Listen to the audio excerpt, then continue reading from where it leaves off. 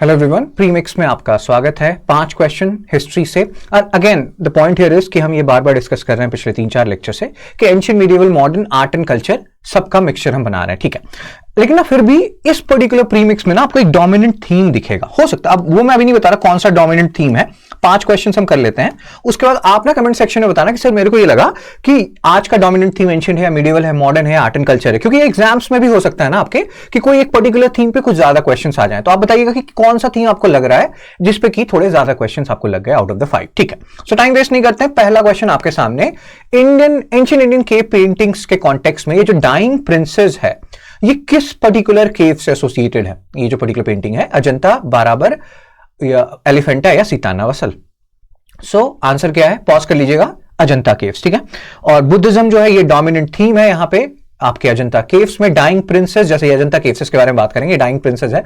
I don't know कितना आपको दिख रहा है, लेकिन कहते हैं कि गौतम बुद्ध के जन्म होने के बाद की पेंटिंग है ये, डाइंग प्रिंसेस उससे एसोसिएटेड है, ये उनके जन्म होने के बाद की पेंटिंग है, ठीक है। So the point here is, आपको ना यहां पे पीएचडी नहीं करना कि डाइंग प्रिंसेस के अंदर क्या हो रहा है, उसका मतलब होता है ना रेलेवेंस क्या है, जातक स्टोरीज में उसके बारे में अगर कुछ बात की गई है तो क्या बात की ना। द पॉइंट हियर इज कि इस तरह के फैक्चुअल क्वेश्चन आते हैं कि डाइंग प्रिंसेस कौन से केव से एसोसिएटेड है। अगर आपको कुछ फैक्चुअल याद ही करना है तो यहां पे ये याद कीजिएगा कि जो अजंता केव्स हैं 29 केव्स हैं लेट्स से, उसमें से कितने केव सतवाहनाज ने बनवाए, कितने केव्स वाकाताका ने बनवाए। वाकाताका ने मैक्सिमम केव्स बनवाए लेट्स से 24-25, तो उनके कौन से राजा थे? हरिसेन। अब ये सब तो मैंने बता दिया आपको।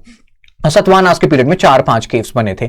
अब आपको ये बताना है कि जो हरिसेन राजा थे वाकाताका डायनेस्टी के, जिन्होंने मैक्सिमम अजंता के केव्स बनाए हैं, वो किस पर्टिकुलर ब्रांच के थे? जब आप वाकाताका डायनेस्टी पढ़िएगा, जो कि गुप्ता डायनेस्टी के कंटेम्पररी है, प्रभावती गुप्ता की तो शादी भी हुई थी वाकाताका डायनेस्टी में। So the point here is कि आपको ये रियलाइज होगा कि एक पर्टिकुलर पीरियड के बाद वाकाताकास ना डिफरेंट ब्रांचेस में टूट गए, नंदी, वर्धना, वत्सगुल्मा, और भी डिफरेंट ब्रांचेस है, बट ये 2 मेजर डोमिनेंट ब्रांच थे, नंदी, वर्धना और वत्सगुल्मा। अब आपको ये बताना है कि हरिसेन जो है वो किस पर्टिकुलर ब्रांच से बिलोंग करते थे, ठीक है, वाकाताका डायनेस्टी के।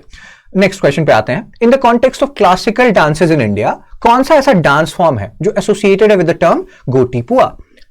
क्या है उस टर्म, मतलब क्लासिकल डांस का नाम? और अभी ना एक मैं बहुत कंट्रोवर्शियल क्वेश्चन आपसे पूछूंगा जो आप कमेंट सेक्शन में बताना। आंसर क्या है इसका? ओडिसी, ठीक है ना। ओडिसी से एसोसिएटेड है गोटीपुआ। पे कहते हैं कि पहले ना कुछ देवदासी जो थी, और ये जो ओडिसी डांस है काफी पुराना है।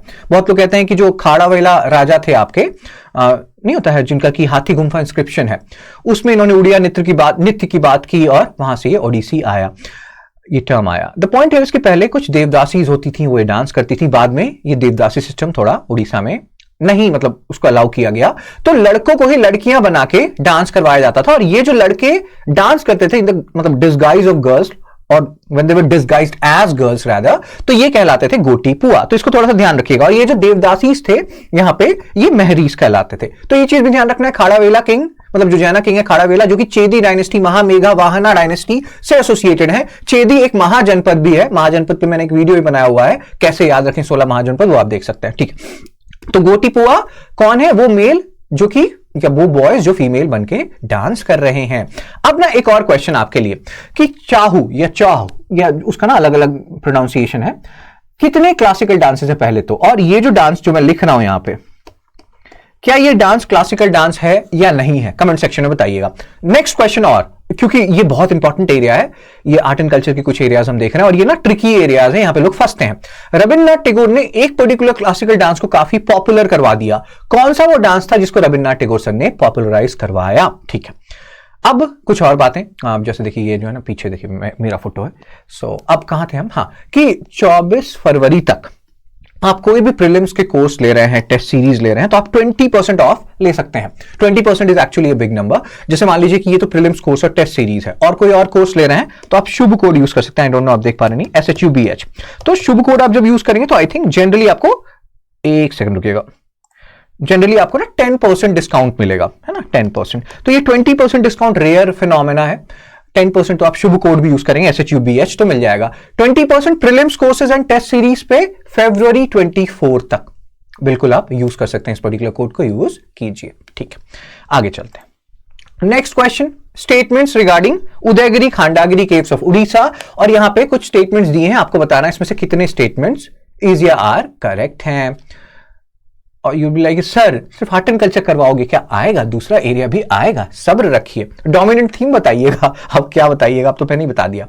आज के मतलब होता है ना क्वेश्चंस का क्या डोमिनेंट थीम है। So the point here is, क्या वो एंशिएंट है, मिडिवल है, मॉडर्न है या आर्ट एंड कल्चर है, बताइएगा।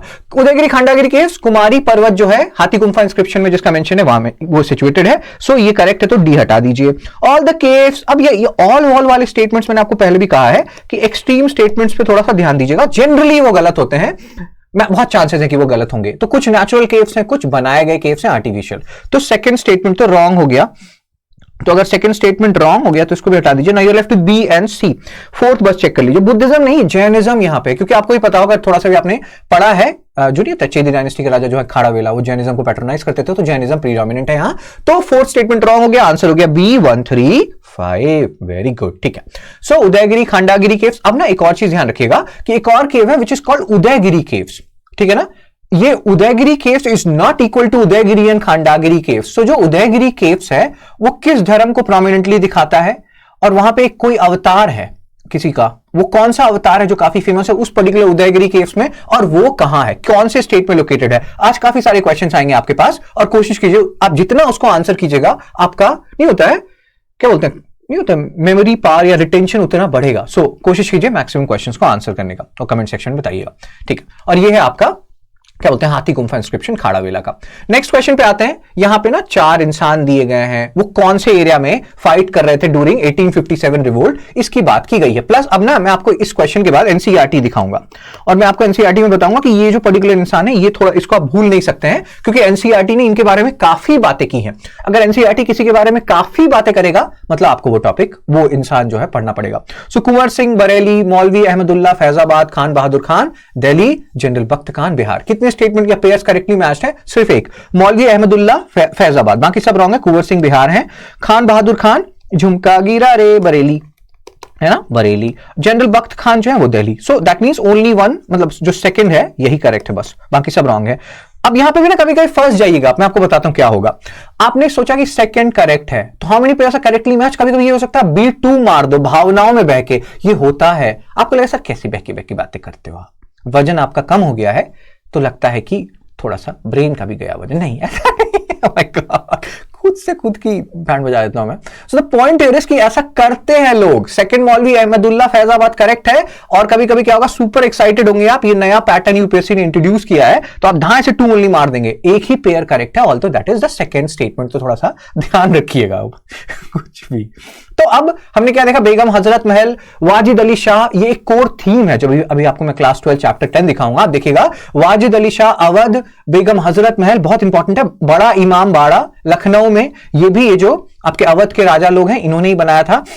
अब मेरे को कमेंट सेक्शन में बताइए कि ये जो बड़ा इमाम बाड़ा है ये कौन से मुस्लिम से एसोसिएटेड है, शिया मुस्लिम से या सुन्नी मुस्लिम से, और इसको कौन से अवध के राजा ने बनवाया था। जिसको ना दे मौला उसको दे वो राजा, क्या नाम था उनका, ठीक है। सो झुमका कहां गिरा है हमारा, बरेली में। बेगम हजरत महल और वाजिद अली शाह का बच्चा था, कि बच्चे थे राजा बिजरिश कद्र, तो ये सारे नाम याद रखिएगा, बरेली, खान बहादुर खान, ठीक है। तो द पॉइंट इज मेरे को ना थोड़ा एनसीईआरटी आपको दिखाना था, और ये जो मौलवी अहमदुल्ला है फैजाबाद के, ये नाम आपको नहीं भूलना है। क्यों नहीं भूलना है? क्योंकि एनसीईआरटी कहता है you can not forget this. नदी किनारे सांप है, और मौलवी अहमदुल्ला को भूलना पाप है। मौलवी अहमदुल्ला के बारे में बातें चल रही हैं, फैजाबाद में वो लड़ रहे हैं, बहुत लोग उनको बोलते हैं कि नहीं होता है, उनको कोई मार नहीं सकता, उनके पास मैजिकल पावर्स है। बैटल ऑफ चिन्हट में ब्रिटिशर्स की हार हुई है, और इसके बाद सीज ऑफ लखनऊ स्टार्ट हुआ है। ये सब चीजें क्या हुई हैं, जब आप ये चैप्टर देखेंगे आपको समझ में आएगा। बस इतना याद रखिएगा कि बैटल ऑफ चिन्हट जो है 1857 रिवोल्ट से एसोसिएटेड है, ठीक है। मौलवी अहमदुल्ला फैजाबाद, और कहते हैं कि बाद में फिर इनको हिंदू रूलर थे यूपी में, उन्होंने पकड़ा, उनका सिर काटा, ब्रिटिशर्स को दे दिया, फिर ब्रिटिशर्स ने वो सिर पकड़ के, जो कटा हुआ सिर था, उसको कोतवाली एक जगह यूपी में वहां पे लटका दिया। सो मौलवी अहमदुल्ला फैजाबाद। ये अब इतना मैंने विविड डिस्क्रिप्शन आपको क्यों दिया, इतना गंदा वाला, क्योंकि ऐसे ही डिस्क्रिप्शन से आपको चीजें याद रहेंगी। गलत गंदी गंदी चीजें ही हमें याद रहती हैं, अच्छी चीजें तो हम भूल जाते हैं। कमाल आर खान काफी फेमस है, with due respect to Kamal R Khan. Let's move on bros, ठीक है ना। तो हम आगे चलते हैं। वन ओनली, एक ही पेयर, मतलब जो था वो करेक्ट था। नेक्स्ट क्वेश्चन पे आते हैं, लास्ट क्वेश्चन पे। पेयर्स दिए हैं और मतलब होता है ना ऑर्गेनाइजेशंस हैं और उनके लीडर कौन है। भारत स्त्री महामंडल, भारत महिला परिषद और आर्य महिला समाज। कितने पेयर्स यहां पे करेक्टली मैच्ड हैं? भारत स्त्री महामंडल रामाबाई रानडे, भारत महिला परिषद सरला देवी चौधरानी, आर्य महिला समाज रामाबाई सरस्वती। तो द पॉइंट हियर इज कि भारत स्त्री महामंडल सरला देवी चौधरानी, भारत महिला परिषद रामाबाई रानडे, इसको उल्टा कर दिया गया है।